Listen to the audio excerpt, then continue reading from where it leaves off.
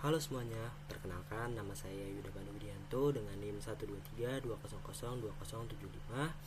mahasiswa program studi Sistem Informasi Universitas Bakri. Oke, pada kesempatan kali ini saya akan mempresentasikan hasil ujian tengah semester pada mata kuliah Kapita Selekta Sistem Informasi dengan tema Persebaran Satuan Pelayanan Pemenuhan Gizi atau SPPG di Kabupaten Jember berdasarkan data per Mei 2026.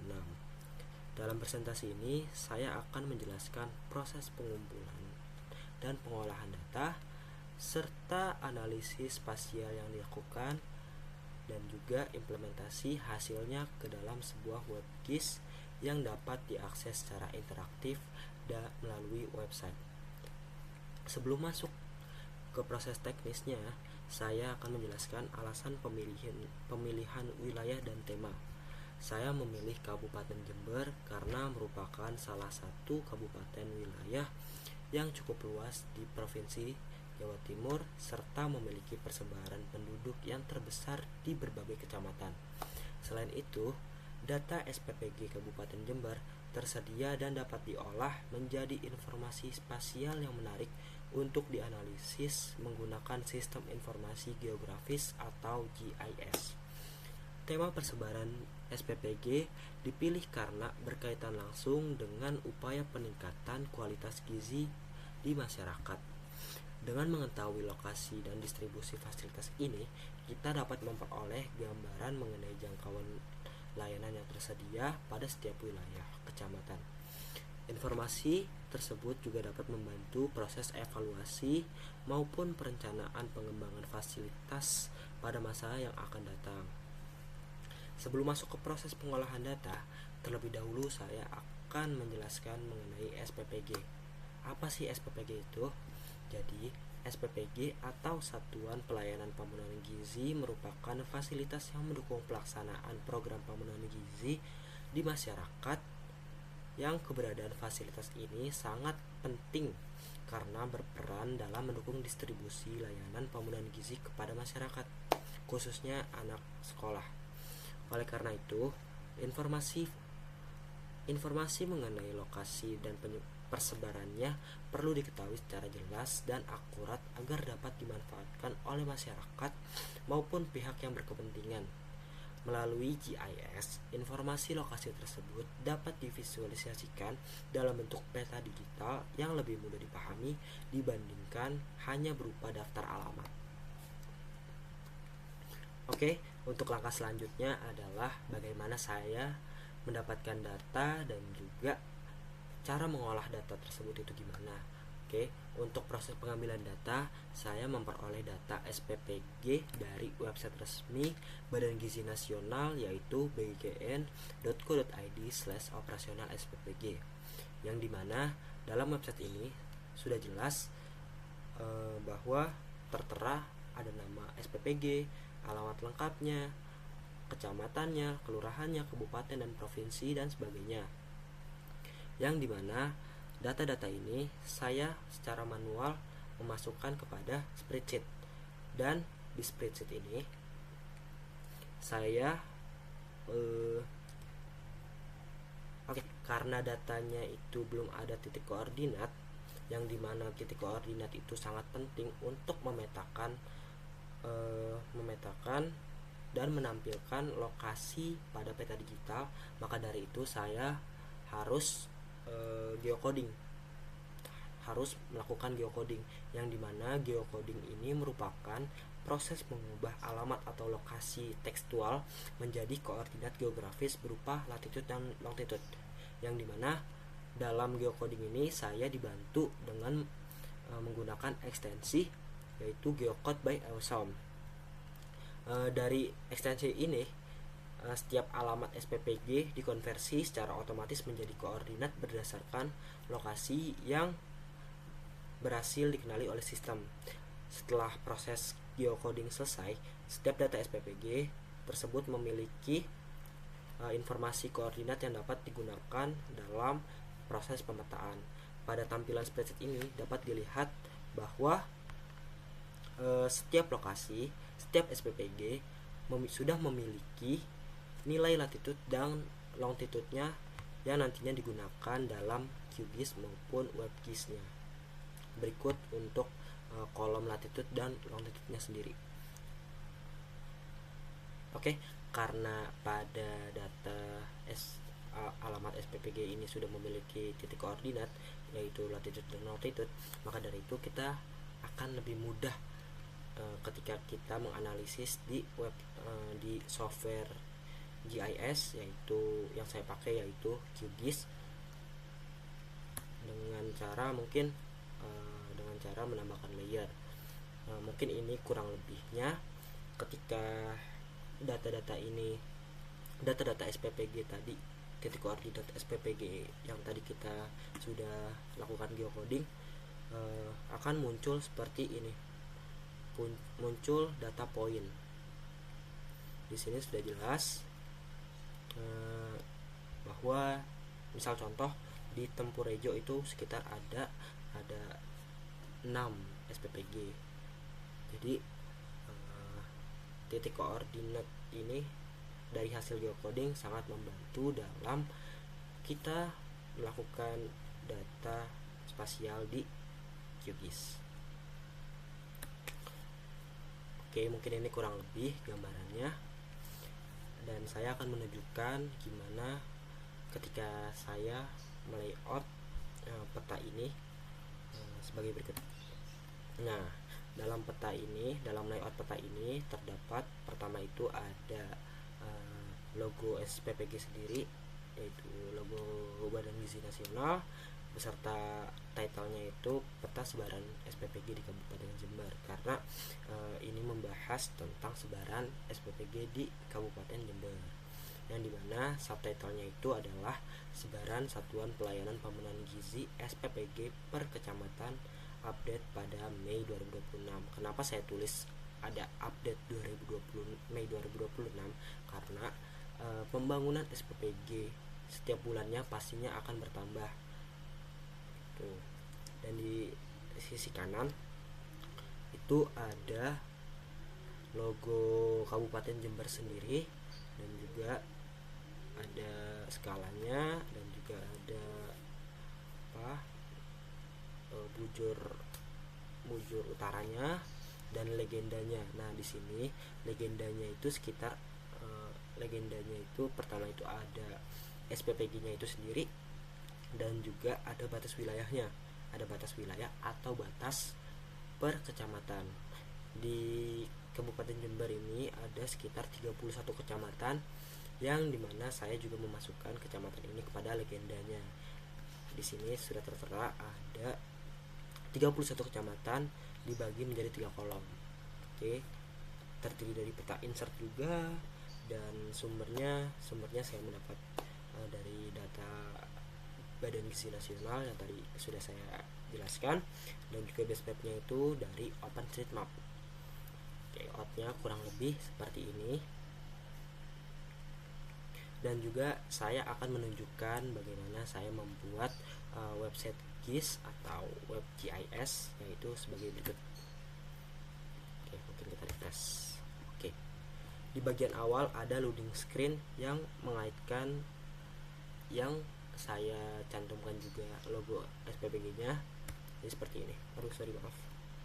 Jadi seperti ini. Di website GIS ini yang saya buat terdapat beberapa banyak fitur, kurang lebih, yaitu pertama ya bisa diganti menjadi mode gelap atau dark mode, dan juga di sini sudah tertera total sebanyak 24.9 SPPG yang sudah sesuai dengan data yang tadi di website bgn.go.id. Di sini sudah benar ada 31 kecamatan. Di sini juga tertera ada SPPG kecamatan yang mempunyai SPPG terbanyak dan kecamatan yang mempunyai SPPG tersedikit. Di sini untuk kecamatan yang paling banyak mempunyai SPPG yaitu Sumbersari dengan total 14 SPPG, dan kecamatan yang paling sedikit yaitu ada Sukorambi. Sukorambi itu memiliki 3 SPPG. Oke, Di sini ada fitur filter kecamatan. Mungkin kita ambil contoh, kita ambil mungkin Jombang.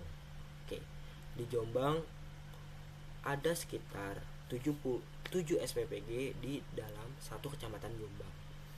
Kurang lebih di sini ada namanya juga, ada namanya SPPG Jember Jombang Sari Mulyo 2, dan ini pokoknya sudah lengkap dengan nama SPPG, kecamatan SPPG itu berada, dan alamat lengkapnya itu di mana, dan longitude dan latitude-nya. Oh iya, selain itu di website GIS yang saya buat ada fitur yang dimana bisa mengubah menjadi PNG, PDF, dan kalian semua bisa mengambil data GeoJSON-nya berupa Kabupaten Jember dan SPPG di Kota Jember. Jadi ini bisa di-download datanya. Kita ambil contoh, mungkin kita ambil PNG. Oke, mungkin kurang lebih seperti ini. Nah, ini jadi semacam screenshot, dan juga di PDF mungkin seperti ini.